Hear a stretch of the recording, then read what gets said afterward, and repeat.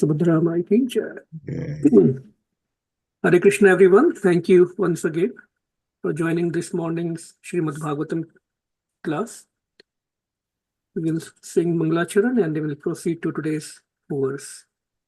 Om Agyantimirandasya Jnananjana Shalakaya Chakshurunmilitam Yena Tasmai Shri Gurave Namaha Shri Chaitanya Manobhishtam Sthapitam Yena Bhutale Swayam Rupa Kadamayam Dadati Swapadantikam Vandeham Shri Guru Shri Uttapadakamelam Shri Gurun Vaishnavascha Shri Rupam Sagrajatam Sahagana Raghunathanvitam tam sajivam sadvaitam savadhutam Parijan Sahitam Krishna Chaitanya Devam Shri Radha Krishna Padan Sahagana Lalita Shri Vishakhanvitamscha He Krishna Karuna Sindhu Deenabandhu Jagatpate Gopesh Gopika Kanta Radha Kanta Namastute तप्त कांचन गौरांगे राधे वृंदावनेश्वरी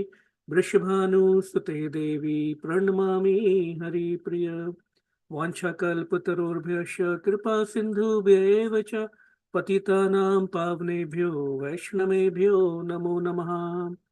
नमो विष्णुपादाय कृष्णप्रेष्ठाय भूतले श्रीमद्भक्तिवेदान्त स्वामिनिति नामिने नमस्ते सरस्वती देवे गौरवाणी प्रचारिणे निर्विशेष शून्यवादी पाश्चात्य देश तारिणे जय श्री कृष्ण चैतन्य प्रभु नित्यानंद श्री अद्वैत गदाधर श्रीवासादि गौर भक्त वृंद हरे Krishna Krishna Krishna Hare Hare Hare Ram Ram Ram Hare Hare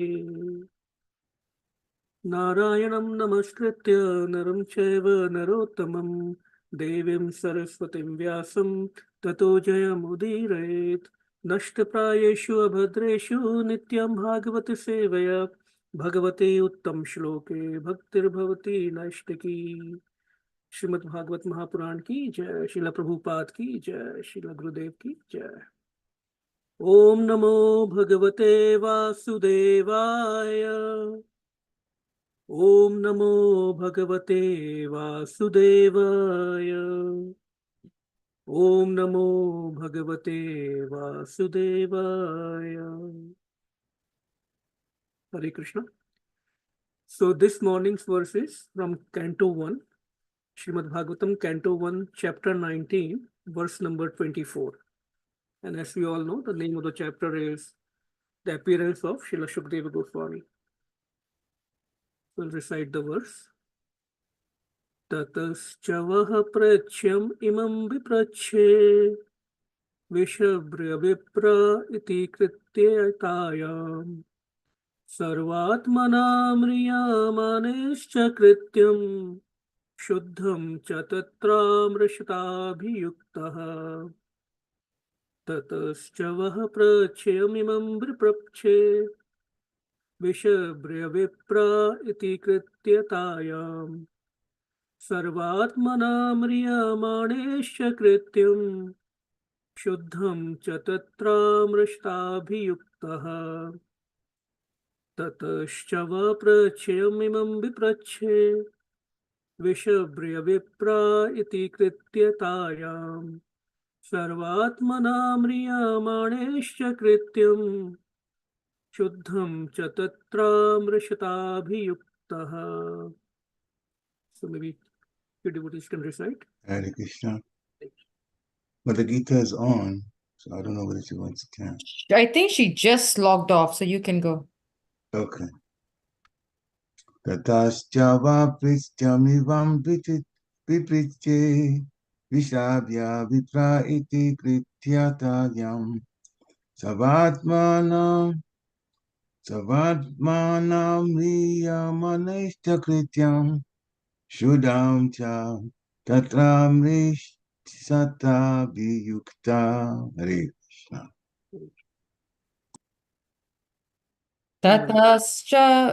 Tatascha va pritchami pam vipriche vishrabhya vipra iti krityatayam Sarvatmana mriya manascha krityam Shudham cha tatram sathabhi yuktaha. Hare Krishna. Hare Krishna. Anyone else? Maybe Hare Pramod? Krishna. Hare Krishna, Prabhu. ततश्च वपृष्यमिमं विपृच्छ विश्रभ्य विप्रा इति कृत्यतायाम् सर्वात्मनां नीयमानश्च कृत्यं शुद्धं च तत्रामृषताद्भियुक्ताः हरे Krishna Hare Krishna. Thank you, Prabhu. So, by the blessings of all the devotees, we'll try to understand and get some points from today's words. And whatever I will be sharing or speaking, I hope I can also follow all those points. So, yeah, Srila Prabhupada ki jai. Word to word meanings. Tataha, as such, cha, and vaha, unto you, prachyam, that which is to be asked, imam, this, viprachya, back to ask you, vishrabhya, trustworthy, vipraha, brahmanas, iti, thus, kritya tayam, out of all different duties, sarva atmana, by everyone, mriya mani hai, mriya mane hai, especially those who are just about to die, cha, and krityam, dutiful, shuddham, perfectly correct, cha, and tatra, therein, amrshita, by complete deliberation, abhiyuktaha, just befitting. Translation and purport by His Divine Grace A.C. Bhaktivedanta Swami Srila Prabhupada ki Jai. O trustworthy Brahmanas, I now ask you about my immediate duty. Please, after proper deliberation, tell me of the unalloyed duty of everyone in all circumstances, and specifically of those who are just about to die. So the beautiful word here is unalloyed duty. This is the beauty of Srila Prabhupada. That's why everyone says he spiritualized even the English language.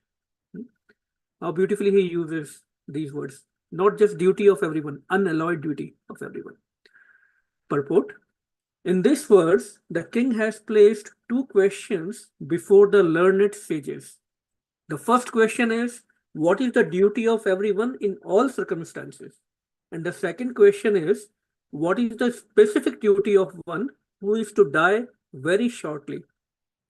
Out of the two, the question relating to the dying man is most important because everyone is a dying man, either very shortly or after 100 years. The duration of life is immaterial, but the duty of a dying man is very important. Maharaj Parikshit placed these two questions before Shukdeva Goswami also on his arrival, and practically the whole of the Srimad Bhagavatam, beginning from the second canto up to the last, the 12th canto, deals with these two questions. The conclusion arrived at thereof is that devotional service of the Lord Shri Krishna, as it is confirmed by the Lord himself in the last phases of the Bhagavad Gita, is the last word in relation to everyone's permanent duty in life. Maharaj Parikshit was already aware of this fact, but he wanted the great sages assembled there to unanimously give their verdict on his conviction, so that he might be able to go on with his confirmed duty without controversy. He has specially mentioned the word Shuddha, or perfectly correct. For transcendental realization or self-realization, many processes are recommended by various classes of philosophers. Some of them are first-class methods, and some of them are second or third-class methods. The first-class methods demands that one give up all other methods and surrender unto the lotus feet of the Lord, and thus be saved from all sins and their reactions. Prabhupada ki jai. beautiful verse. And as it is mentioned by Srila Prabhupada in the purport, very important questions are being asked. So Maharaj Parikshit was suddenly informed, we know the background and history, that he had only 7 days left.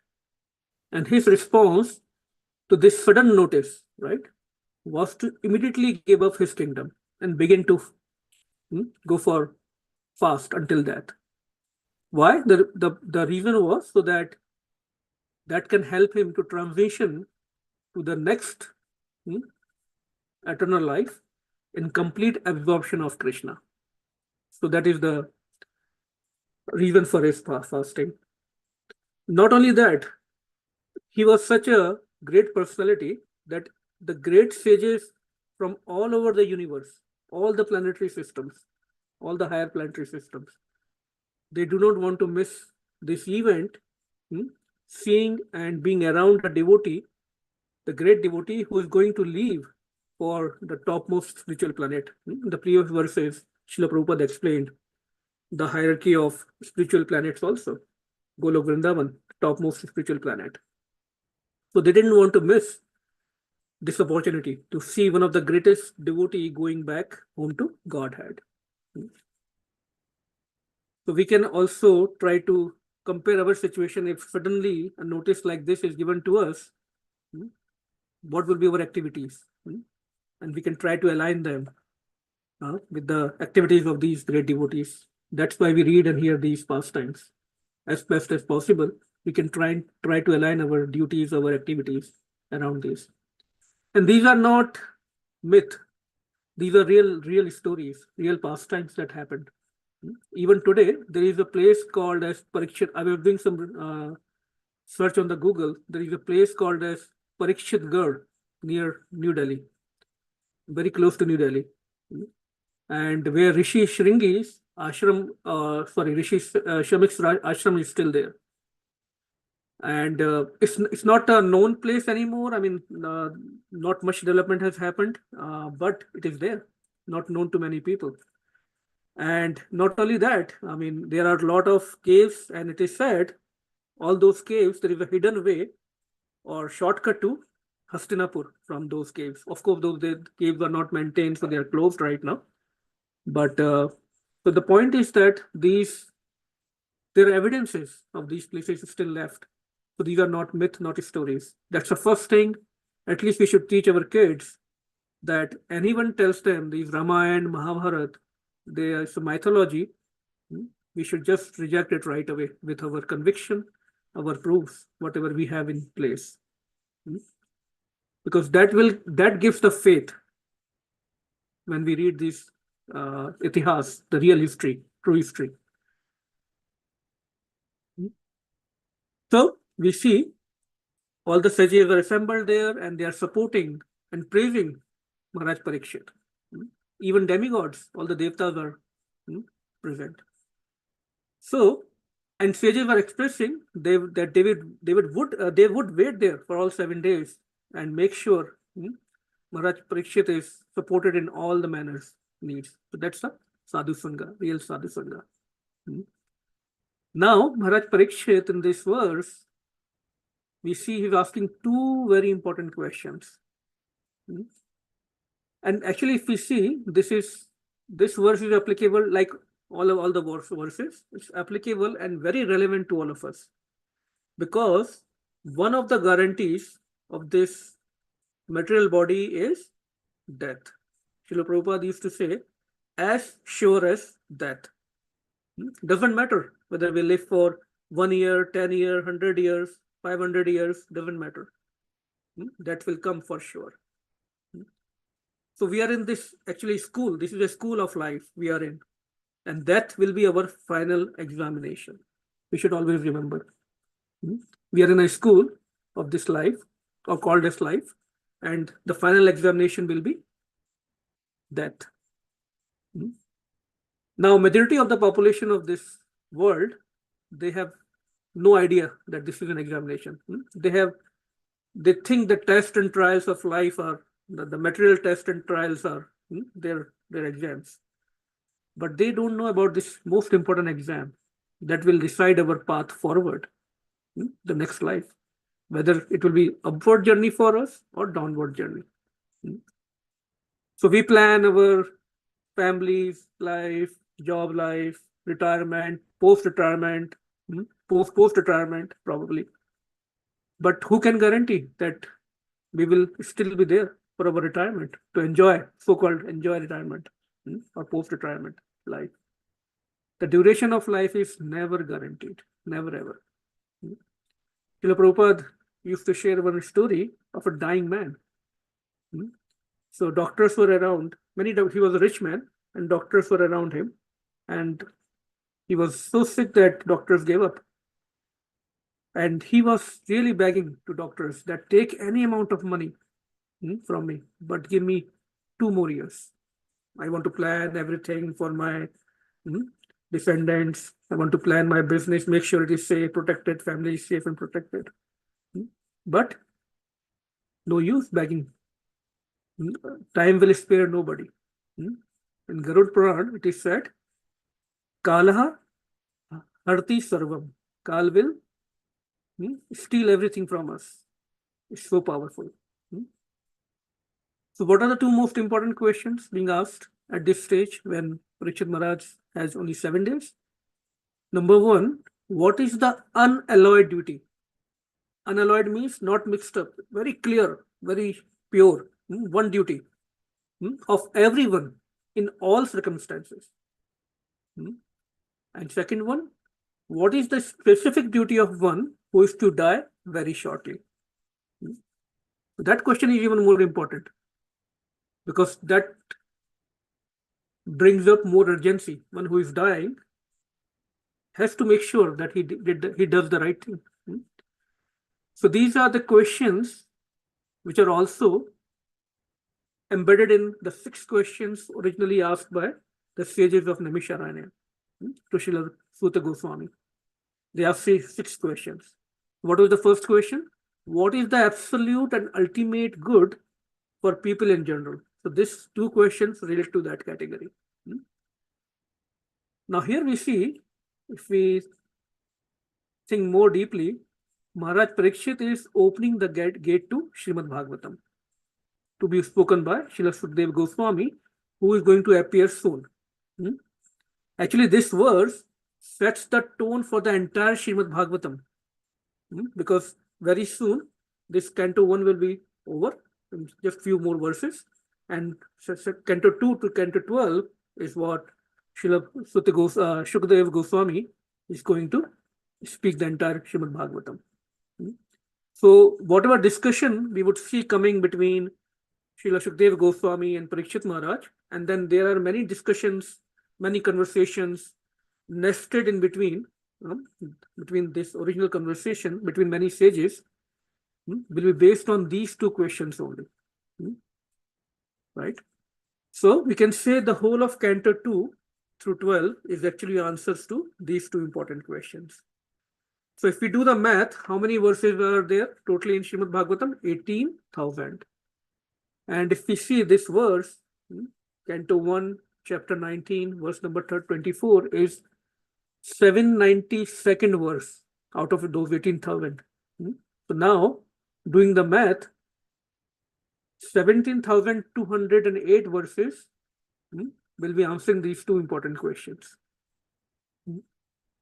And we will see how Srila Sukadeva Goswami will be praising and congratulating Maharaj Parikshit for asking these wonderful questions. Before even answering, Srila Sukadeva Goswami is going to glorify these questions. Why? Because there is a reason. The sages will just not glorify anyone just to flatter or butter them. They have a reason to glorify. Otherwise, they will tell you the truth. Because answers to these questions are capable to benefit just not Maharaj Parikshit, but the whole mankind. Not just Parikshit Maharaj, the whole mankind. That's the beauty of these questions. And that is the greatness of Maharaj Parikshit. That even in this deadly, so-called deadly situation, he's just not thinking about himself. He's thinking about the entire mankind. He's asking the most important duty of and the unalloyed duty of everyone in all circumstances. So Maharaj Parikshit is asking Sarvatmana, everyone. If he wanted, he could ask or reached out to these great sages, rishis, to invent a medicine to save him from the snake bite.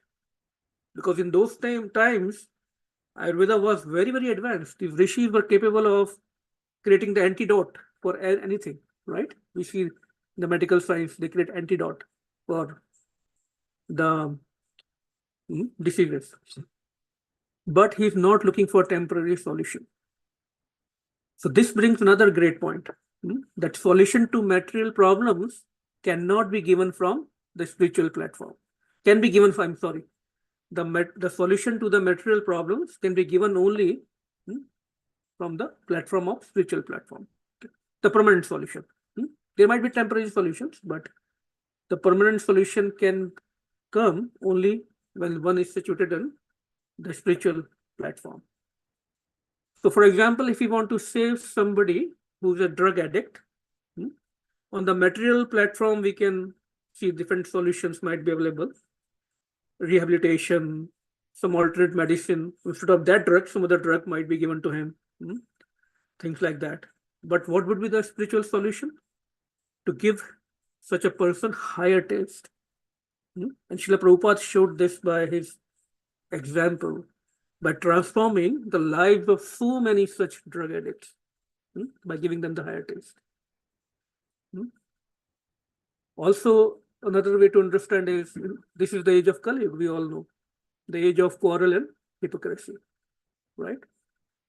Why?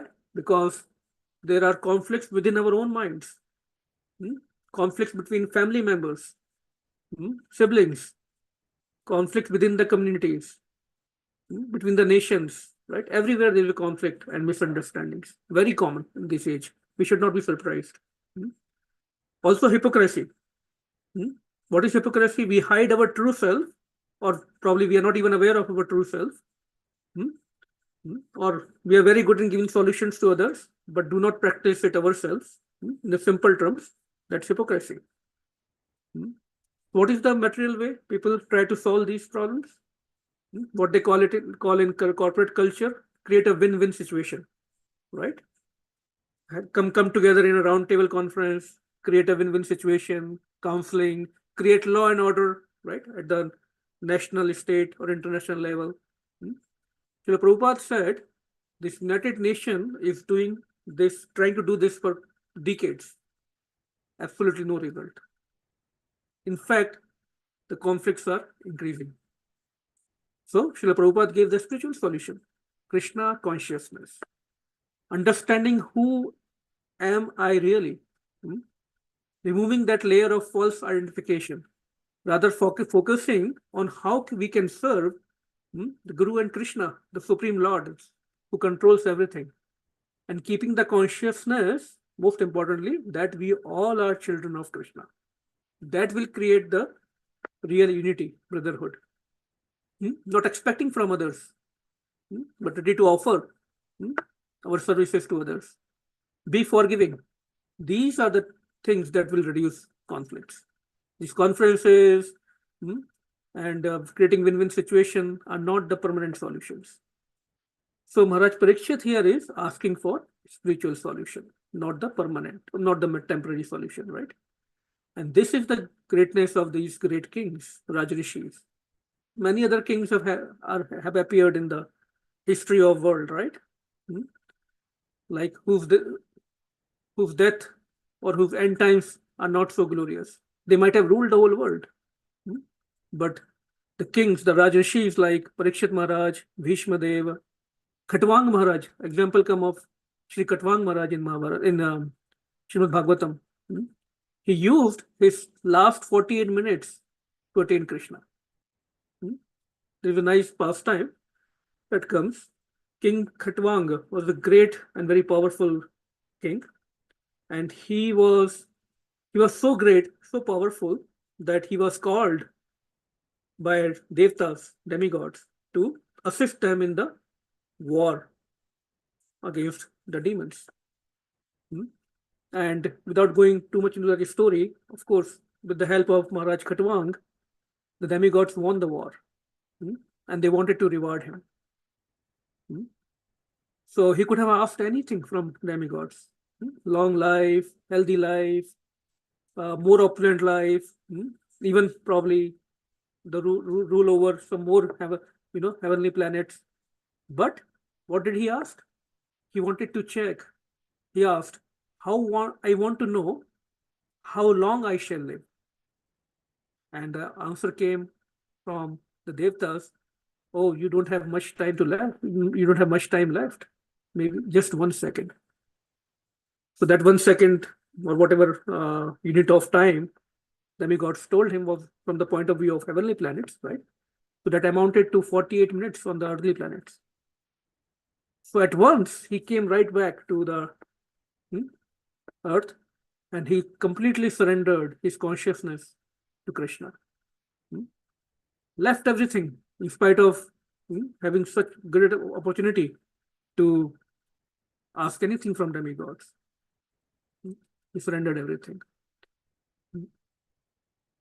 That is the greatness of great devotees. So this story doesn't mean that we wait for the end time. The reason the devotees like Bhishma Dev, Maharaj Parikshit, Maharaj Khatwang could do that in their end times because they were Krishna conscious all their life. They practice that. It's not possible that we do no bhakti, no devotional service, no, not in Krishna consciousness, and suddenly at the last moment. It's not possible. There might be some exceptions which are there in the Shastras to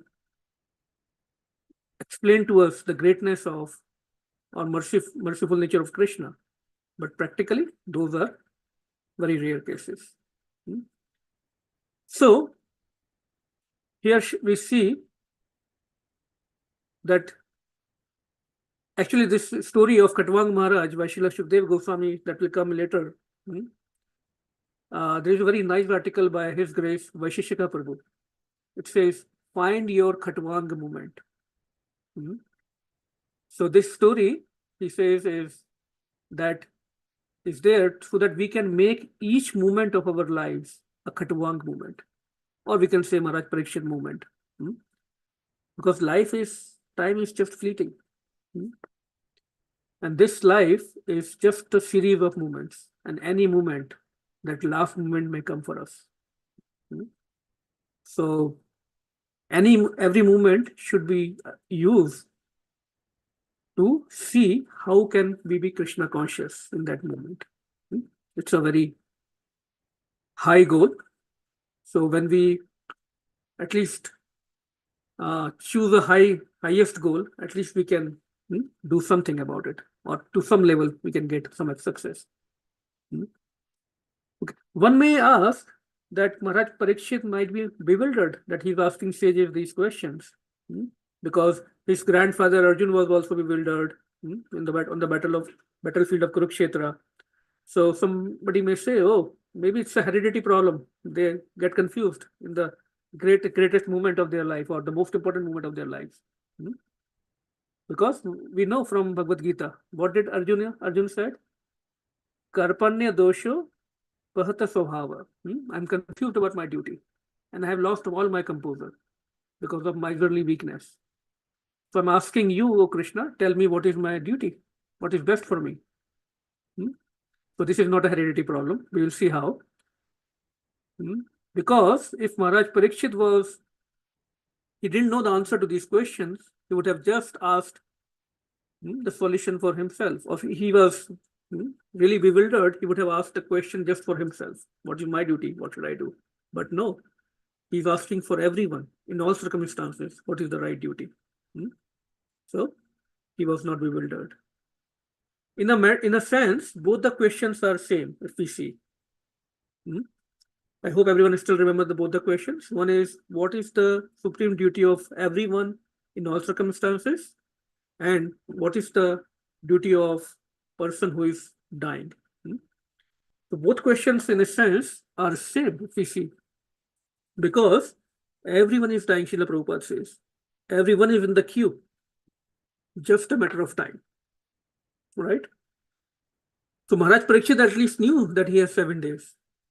And we don't even know how many days we have, how many minutes, how many seconds. Actually, from another angle, we can say we all have 7 days only, if we think about it. How?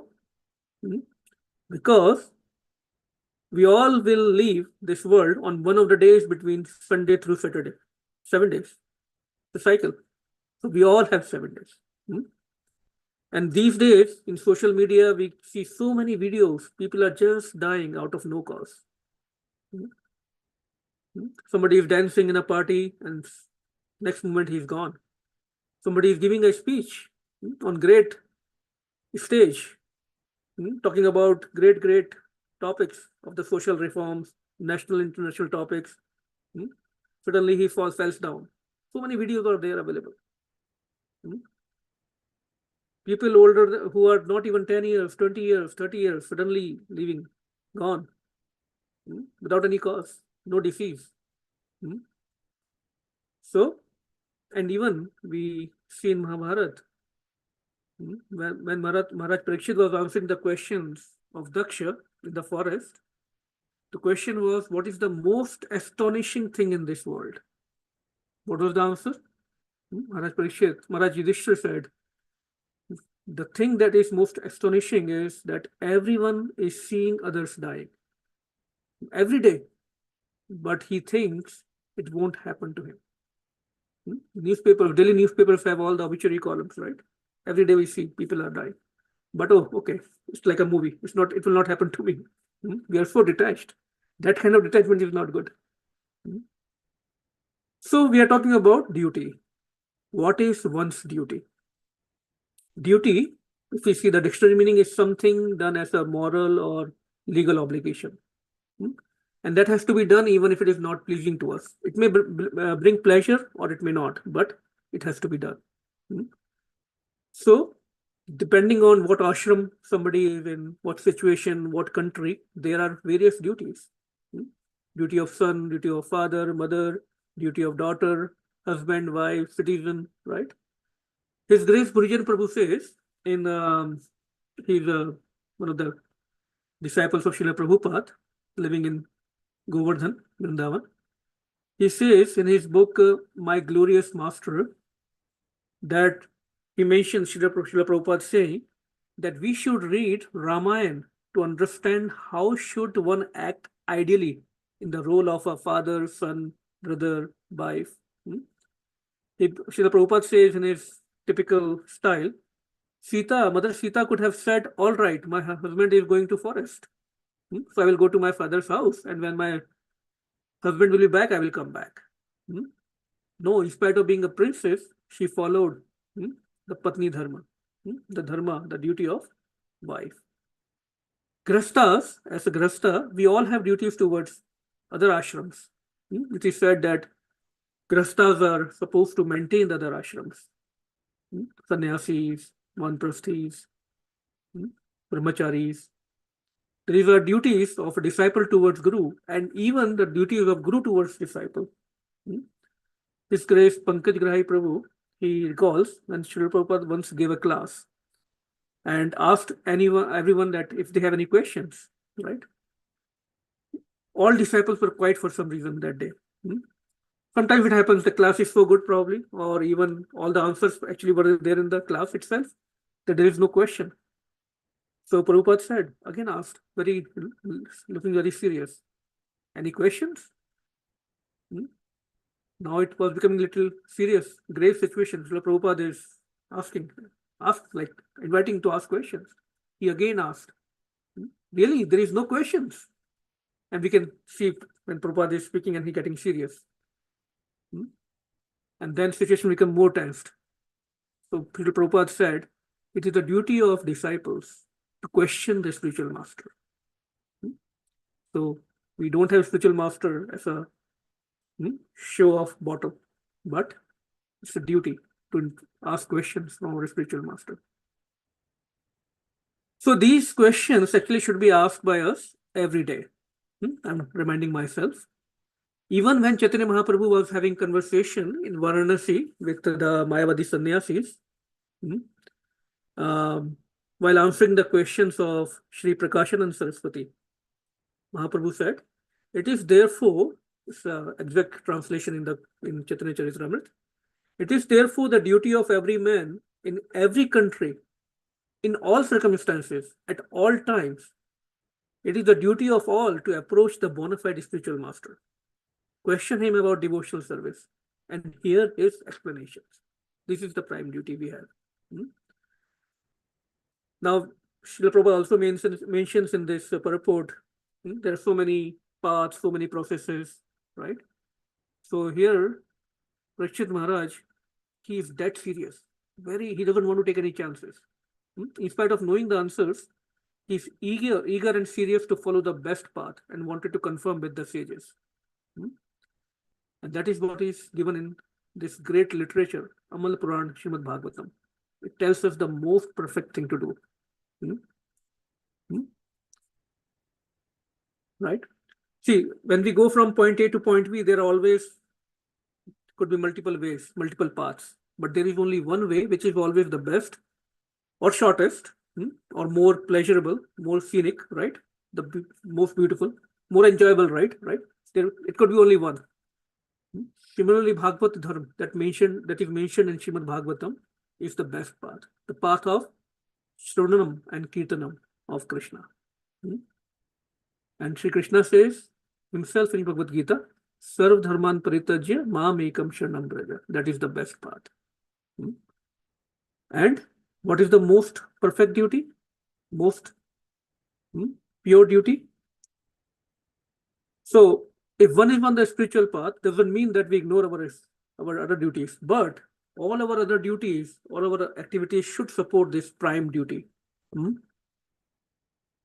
Right? And what is that duty? So it comes in Srimad Bhagavatam and 128. The occupational activities a man performs according to his own position are only so much useless labor if they do not provoke attraction for the message of the personality of Godhead. If our duties, activities are not creating attraction in our heart for devotional service of Krishna, it's a shram evahi kevalam, only hard labor. On the other hand, if we perform our prescribed duties, but Krishna is there in the center, right? Then all the protection is given to us. We get the blessings of demigods, all the sages, it all comes. It's like watering the root. So there is no need to worry about other services or our duties. They can be taken care of automatically, but that is for the pure stage, right?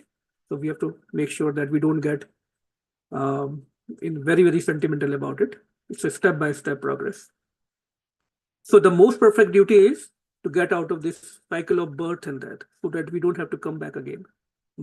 The real problems of life are not poverty and unemployment or corruption or this and that.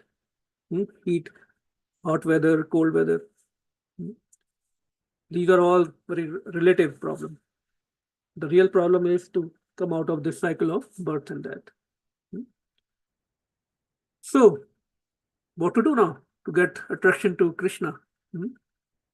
Krishna says in Bhagavad Gita, in the last chapter towards the final verses, Manmana bhav madbhakto madyaji mam namaskuru mam eva shayasi satyam te pratignane priyo asmi me. Let me read that translation right from Srila Prabhupada's purport.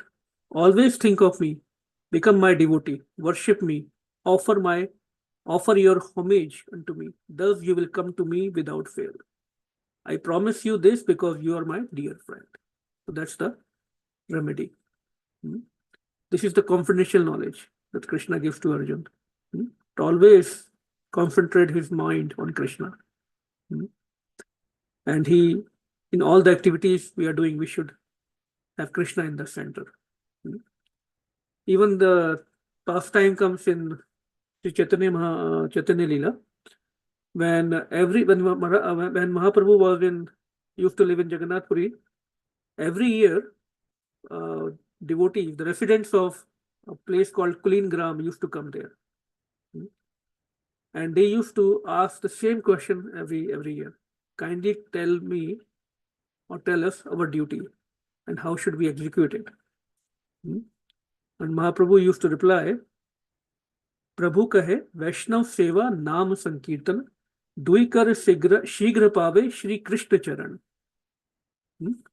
Chaitanya Mahaprabhu used to say, you should engage yourself in the service of the servants of Krishna, Vaishnava Seva, and always chant the holy name of Krishna. If we do these two things, we will attain the shelter at Krishna's lotus feet very rapidly.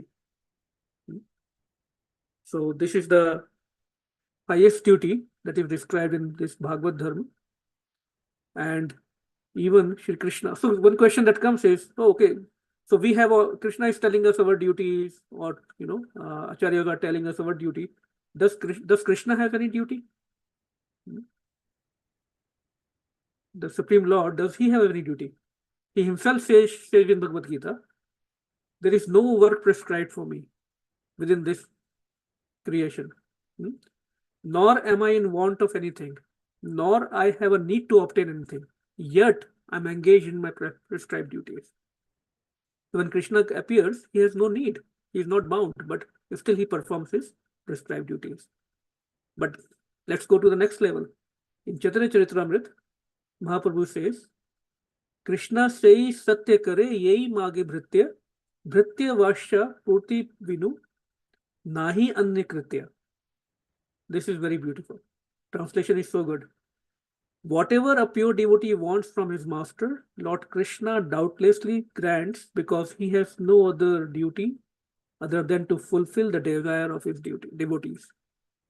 So Krishna's highest duty, the topmost duty Krishna considers for himself, is to serve his devotees, the pure devotees. Just like we see in Kurukshetra war, he is serving his devotees by becoming a charioteer. And at each point, he is helping Pandavas, he is serving them.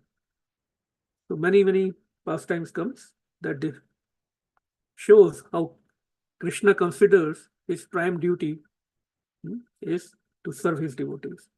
So in conclusion, Maharaj Parikshit is not bewildered here. He is asking for the benefit of whole mankind. And he's just like the description of a Dhira Purusha is given in Bhagavad Gita, a sober person, right? He was not bewildered by seeing the soul transmigrating from one body to another. He is not bewildered with these changes. Maharaj Parikshit is not bewildered. Another conclusion is duration of life is not important, but how the life has been lived, because that determines our last moment. Just like we see, Srila Prabhupada says, one moment in Krishna consciousness is worth more than thousands of years of life in illusion. We see Lord Chaitanya Mahaprabhu just in 48 years, how much Harinam Sankirtan all over the India he spread. Jesus Christ, just in 30 years, how much his teaching got spread. And Srila Prabhupada, the greatest example, just in 10 years, of course, he was a pure devotee since beginning, but just in 10 years, he sets the path for the 10,000 years of golden period. So that what we have done in this lifespan is more important. So fortunate to be part of ISKCON community, Srila Prabhupada's Krishna consciousness movement. Because, why we are fortunate? Because right from day one, we are being told about this important duty, important goal of life that Maharaj Parikshit is asking. Not only that, we are introduced to the best and easiest process to attain that goal, which is perfectly backed up by Guru, Shastra, Sadhu. That's not all. It has been beautifully gifted by Srila Prabhupada and given to us in the most enjoyable form possible. Singing, dancing, feasting, serving. Srila Prabhupada used to say, ISKCON temples and centers are spiritual clubs. We all can apply our skills, whatever we have, in this process. And Srila Prabhupada's books are like our protective shield. They are both the spiritual bullets that hits our heart, transforms them, and also the shield to protect us from Maya. So with this, I will conclude, and few minutes are left. Maybe we can take some comments or anything which is not clear, some point, or if any corrections. Srila Prabhupada ki jai, Srimad Bhagavatam ki jai. Thank you, everyone. Hare Krishna. Hare Krishna. Thank you very much for a very nice lecture. So many references. Chaitanya Charitamrita, Srimad Bhagavatam, all relating to the unalloyed duty of everyone, and especially those who are about to leave their bodies. And so nicely put it that actually the question is relevant, especially the one about leaving the body. Srila Prabhupada said that. And then you related it so nicely that we all got 7 days because there's 7 days in a week. So one of those 7 days will be that day. Anyway, before I go on, if you have any questions, please unmute yourself and ask. Any realizations you'd like to share, please do that now, or any takeaways from this wonderful lecture. Hare Krishna. Please unmute yourself and share. I'm going down. I don't see anybody here. So in the meantime, Hare Krishna, please accept my humble obeisances. All glories to Srila Prabhupada. Very nice class, Prabhu. Thank you so much, especially those two amazing questions, had me, as soon as you read the purport and the two questions, my mind is still on those two questions from the beginning of the class, because it really, really sums up where our consciousness are at, where is my consciousness? And especially when you spoke about the great souls, right? How like that example, that story you gave about the rich man who was dying, and everything he wanted to fix his body knowing that he's going to die. It really made me think how serious we are, and I've heard this from my spiritual master, and I've also heard this from your guru too, Kratu Prabhu, the urgency in Krishna consciousness. How urgent are we? How serious are we? How emergency consciousness do we have? Are we taking it seriously?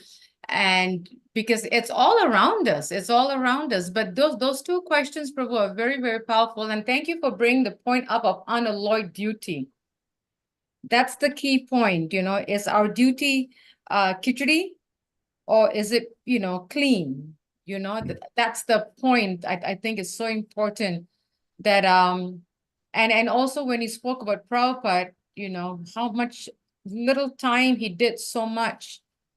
I was thinking about Jit Mitra's father when he visited us, I think 3-4 years ago.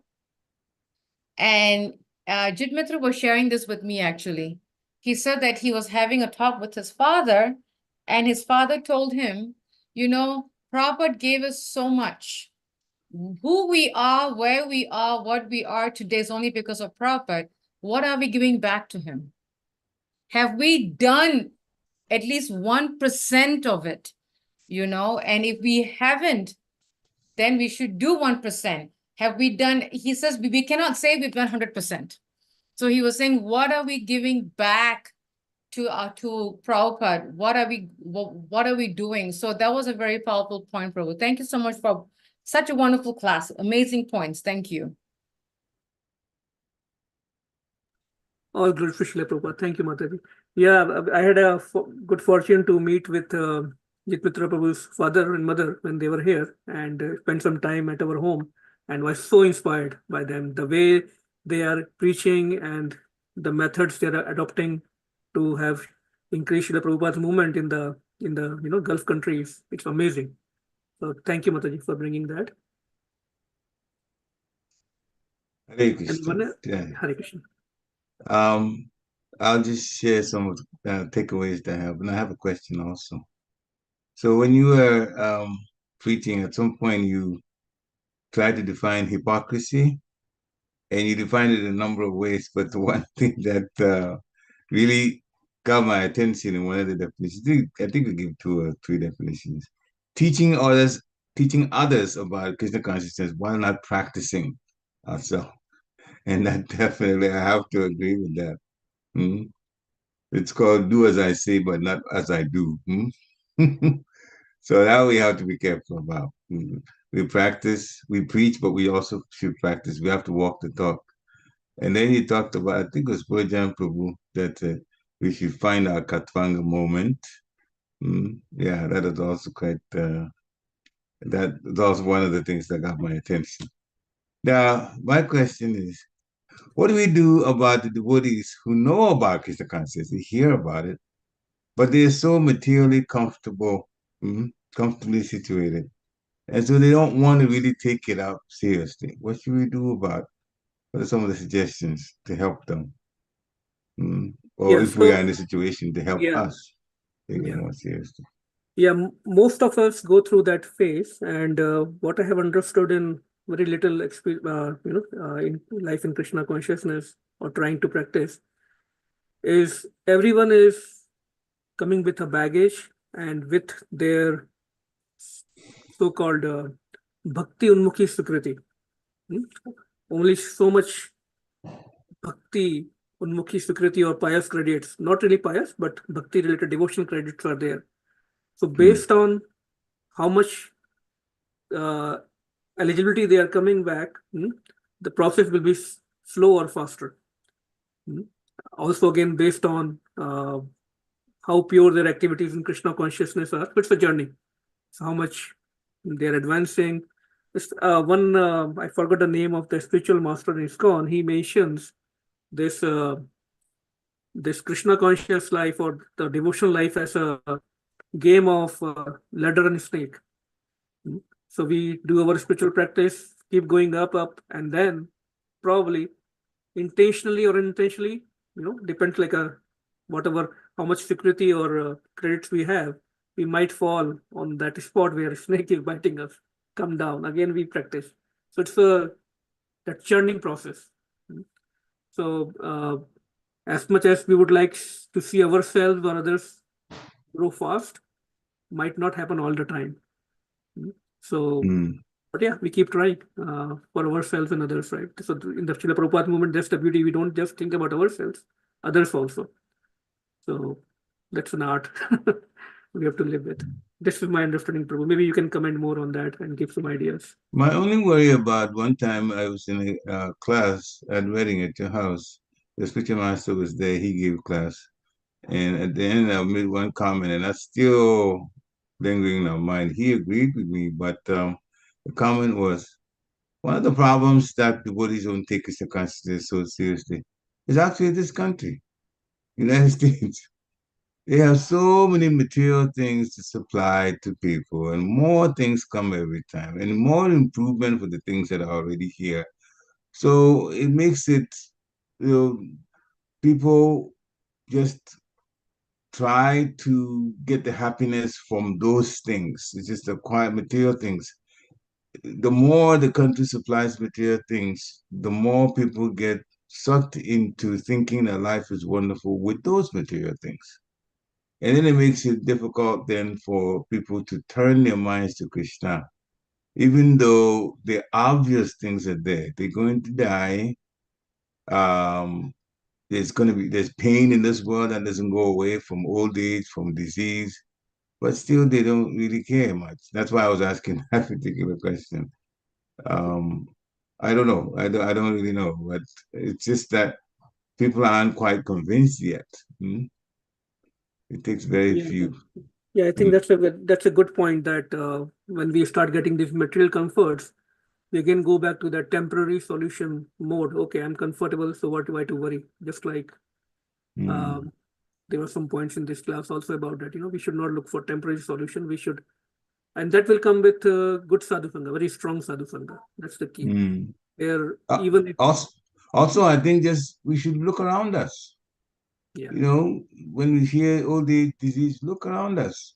Go to the hospital if you want to go to and see what people are going through. it is really serious. And so if it hasn't affected us to the extent that it's affected other people, and that's the time to take advantage and jump out of this prison house, because it's going to get bad. Hare Krishna.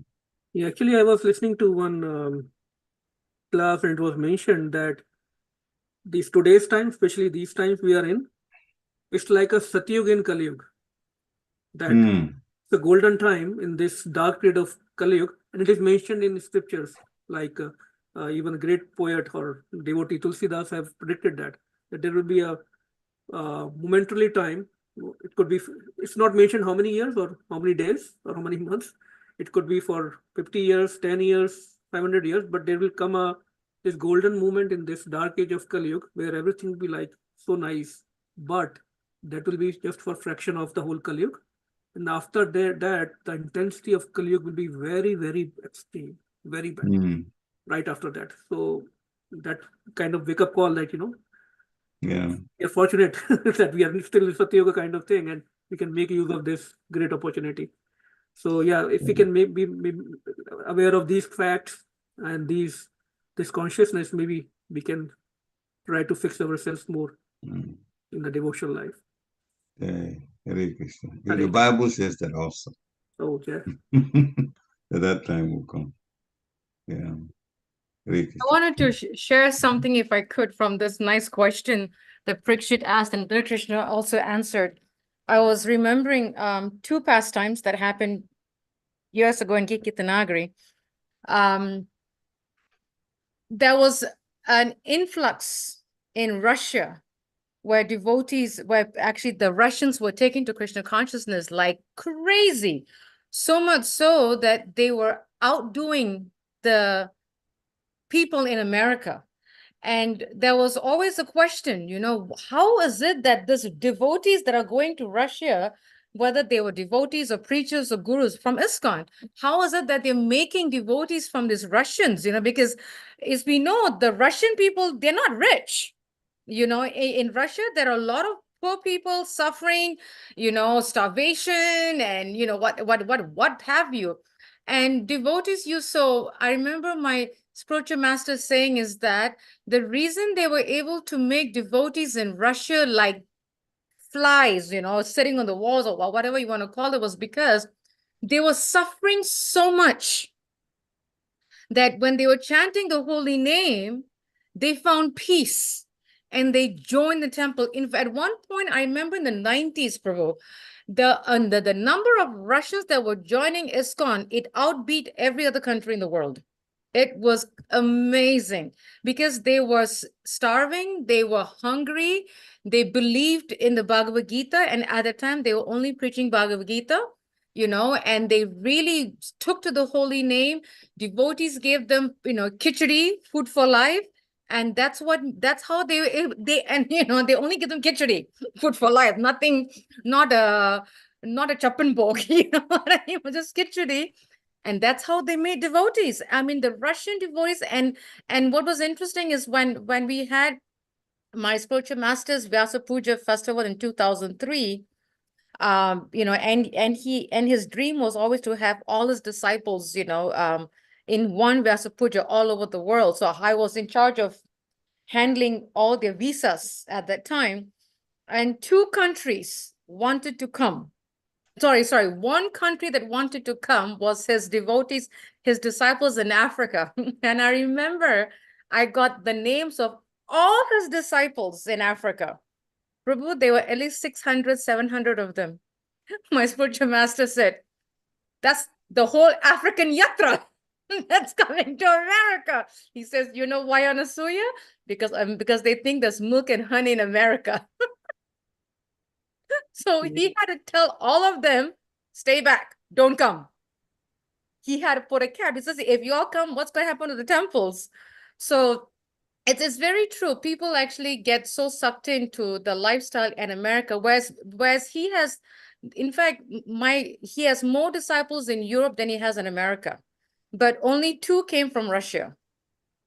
And he has almost like 500, 1,000 disciples, I think, in Russia, and very less. So when we disciples in America, because, we had that ego, oh, Guru Maharaj made his first preaching here. We are his first disciples. Wow, we are very special. That ego comes. When we had his Vyasa Puja in 2003, the American disciples were minimized compared to his international disciples. That's when we got our ego checked. Like, okay, we are nothing compared to his Russian disciples. Just wanted to show that, to share that, because sometimes money can buy. We think that, like Kartu Prabhu also mentioned in one of his classes, like Parikshit said, it's because America has that, unfortunately, that tendency to suck us in, to make us feel comfortable. Yeah. I just wanted to share that little pastime. That's really nice. Very nice. Thank you, Mataji. I'll just throw in just one thing about there were people also, because it's kind of related to Krishna consciousness. People who were thinking at the body level, because Bhakti Maharaj wasn't a black body. And so sometimes some Americans thought that, Shao Guru here. And so on that particular Vyasa Puja day, when he came to the temple of Girinagri and everybody was assembled there, then one thing just shocked the devotees in black bodies. The devotees in white bodies outnumbered the devotees in black bodies. And that's when they learned to see. They take him for his word. His Krishna consciousness, not the color of his skin. So that was so much realizations came in that particular Vyasa Puja in 2003. Hare Krishna. Hare Krishna. Hare Krishna. Anyway, any others? Pastimes you may know of, realizations, takeaways? It's past the hour, but we don't want to, ignore anyone. All right, there's nobody commenting now. So thank you, Prabhu, for a very nice class. It sparked a lot of this discussion and a lot of memories and a lot of things, food for thought. So there should be unalloyed duty, unalloyed devotional service. And take it seriously even for those who are going to leave your bodies, which is everybody, because we can leave at any time. There's no getting out of that one. Vanchakalpatarubhascha kripa sindhya eva cha patitanam pavanebhyo Vaishnavebhyo namo namaha. Hare Krishna. Bhakti Vishama says, thank you, Haribo. Thank you, everybody. Hare Krishna. Coming. Hare Krishna. Thank you. Hare Krishna. Hare Krishna. Hare Krishna. Hare Krishna. God Shri Prabhupada. Hare Krishna. Thank you. Hare